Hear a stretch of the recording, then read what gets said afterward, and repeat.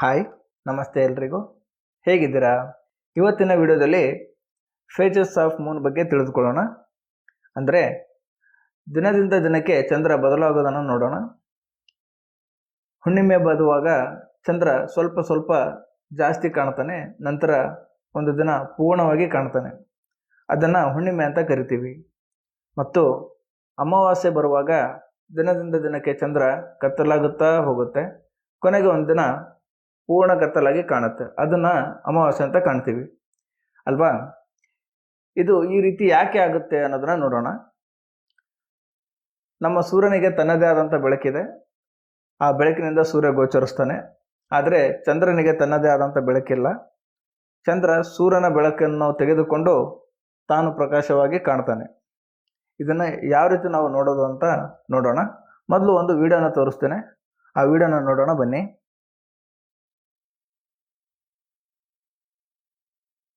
ನೋಡಿ, ಫೇಜಸ್ of Moon ಇದೆ.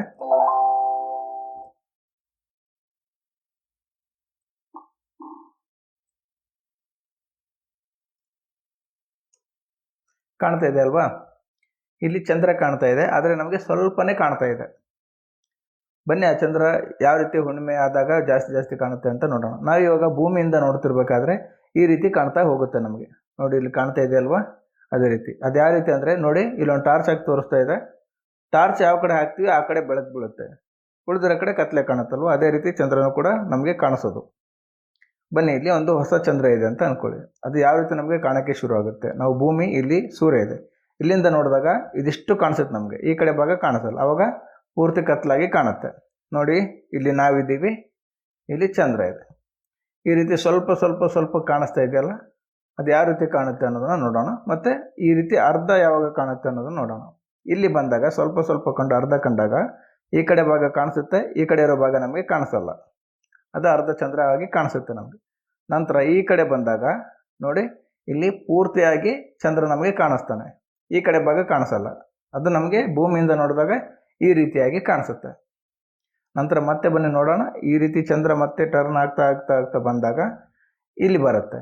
ಇಲ್ಲಿ ನೋಡಿ, ಈ ಕಡೆ ಇರೋ ಚಂದ್ರ ನಮಗೆ ಕಾಣಿಸ್ತಾನೆ, ಅಂದರೆ ಅರ್ಧ ಭಾಗ ಕಾಣಿಸ್ತಾನೆ, ಮತ್ತು ಅರ್ಧ ಭಾಗ ಕಾಣಲ್ಲ. ಇದು ಅಮಾವಾಸ್ಯೆ ಆಗೋ ಟೈಮಲ್ಲಿ. ನಂತರ ಪೂರ್ತಿಯಾಗಿ ಈ ರೀತಿ ಬಂದಾಗ ಈ ಕಡೆ ಇರೋ ಭಾಗ ಕಾಣಿಸುತ್ತೆ, ಅದು ಅಮಾವಾಸ್ಯೆ ಆಗಿ ಕಾಣುತ್ತೆ, ಈ ಕಡೆ ಭಾಗ ಕಾಣೋದಿಲ್ಲ.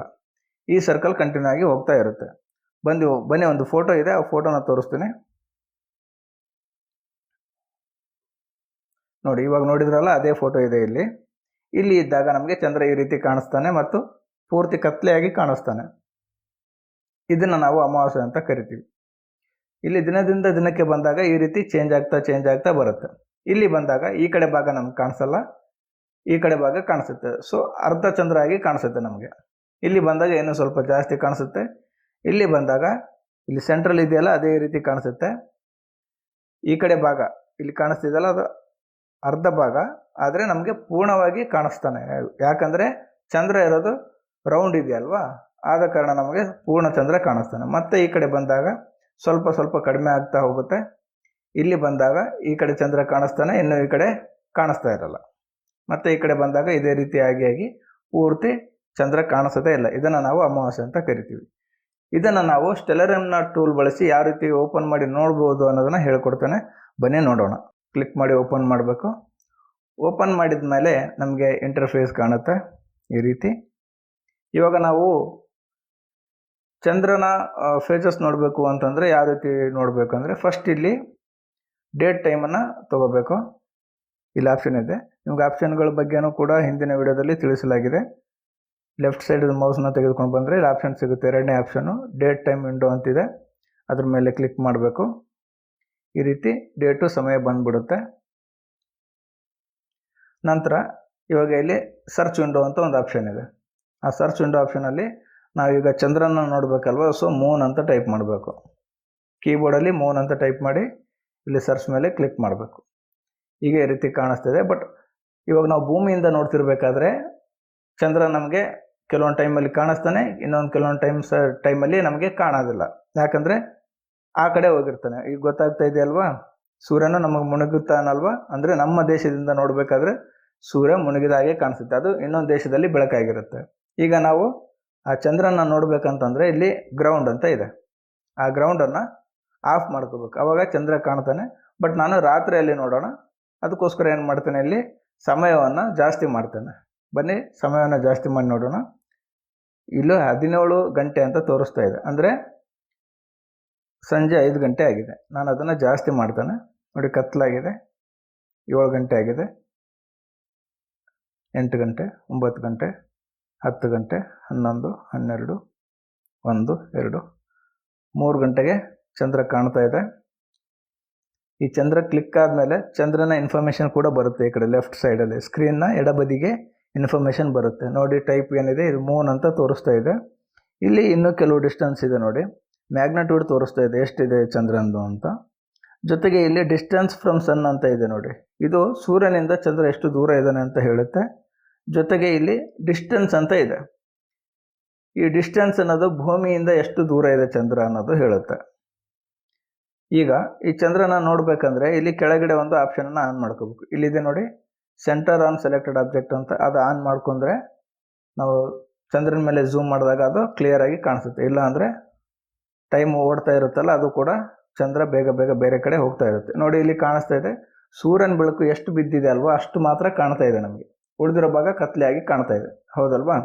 ಇವಾಗ ಈ ಗ್ರೌಂಡ್ ಅನ್ನೋ ಆಪ್ಷನನ್ನು ನಾವು ಆಫ್ ಮಾಡ್ಕೊಳ್ಳೋಣ. ಆಫ್ ಮಾಡಿಕೊಂಡು ಇಲ್ಲಿ ನಾವು ದಿನದಿಂದ ದಿನಕ್ಕೆ, ಇಲ್ಲಿ ಗೊತ್ತಿದೆ ಅಲ್ವಾ, ಇದು ವರ್ಷ ಇದೆ, ಇದು ತಿಂಗಳಿದೆ, 5ನೇ ತಿಂಗಳು, ಇದು 3ನೇ ತಾರೀಕಿದೆ. ಈ ದಿನಾಂಕವನ್ನು ನಾವು ಜಾಸ್ತಿ ಮಾಡ್ತಾ ಹೋಗೋಣ. ಇಲ್ಲೆಲ್ಲ ಕಾಣಿಸ್ತಿದೆಯಲ್ಲ, ಇದು ಗಂಟೆ, ಇದು ನಿಮಿಷ, ಇದು ಸೆಕೆಂಡು. ಇಲ್ಲಿ ನಾವು ದಿನವನ್ನು ಹೆಚ್ಚಿಗೆ ಮಾಡ್ತಾ ಹೋಗೋಣ. ಇವಾಗ ಮುಂದೆ ಅಮಾವಾಸ್ಯೆ ಬರುತ್ತೋ ಅಥವಾ ಹುಣ್ಣಿಮೆ ಬರುತ್ತೋ ಅನ್ನೋದನ್ನು ನೋಡ್ತಾ ಹೋಗೋಣ. ನೋಡಿ, ಒಂದಿನ ಜಾಸ್ತಿ ಮಾಡಿದೆ, ಅಮಾವಾಸ್ಯೆ ಬರ್ತಾ ಇದೆ, ಮುಂದೆ ಕಡಿಮೆ ಆಗಿದೆ. ನೋಡಿ, ಇಲ್ಲಿ 3ನೇ ಡೇಟಿಗೆ ಯಾವ ರೀತಿ ಕಾಣ್ತಾ ಇದೆ. ನೋಡಿ, ಚಂದ್ರ ಇಷ್ಟು ಕಾಣಿಸ್ತಾ ಇದೆ, ಇದು ಕಡಿಮೆ ಆಯಿತು. ನಂತರ ಈ ರೀತಿ ಪೂರ್ತಿ ಕಡಿಮೆ ಆಯಿತು. ಇದು ಕತ್ಲೆ ಇದೆ ಆ್ಯಕ್ಚುಲಿ. ನೋಡಿ, ಈ ರೀತಿ ನೋಡಿದಾಗ ಕತ್ಲೆ ಕಾಣಿಸುತ್ತೆ, ಅದು ಚಂದ್ರ ಅಮಾವಾಸ್ಯೆ ಅಂತ. ಈ ಟೈಮಲ್ಲಿ ನೀವು ನೋಡ್ಬೋದು. ಮೇ ತಿಂಗಳು 7ನೇ ತಾರೀಕಿಗೆ ಅಮಾವಾಸ್ಯೆ ಇರುತ್ತೆ. 7 ಅಥವಾ 8 ಪೂರ್ಣ ಅಮಾವಾಸ್ಯೆ ಇರುತ್ತೆ. ನಂತರ ಸ್ವಲ್ಪ ನೋಡಿ, ಇಲ್ಲಿ 9ನೇ ಅಥವಾ 10ನೇ ತಾರೀಕಿಗೆ ಈ ರೀತಿ ಸ್ವಲ್ಪ ಬೆಳಕು ಬಿದ್ದಿದೆ.